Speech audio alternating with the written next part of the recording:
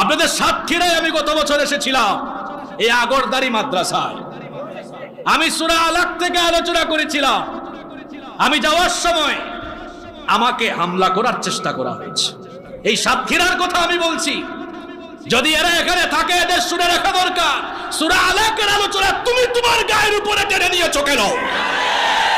তার মানে ইসলাম বিরোধী চরিত্রের সাথে তোমার চরিত্রের মিল আছে, জনগণ বুঝতে পেরেছে। তুমি আলেম উলামার সাথে বেয়াদবি করো, আল্লাহ তোমাকে মরার আগে বেইজ্জত করে ছাড়বেন।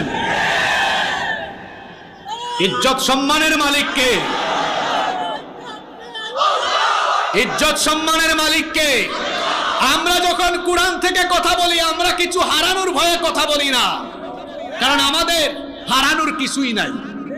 আমাদের হারানোর কিছুই নাই। মাঝে মাঝে চেয়ারে বসে কিছু মানুষের মাথা ঠিক থাকে না যে আমাদের অবস্থা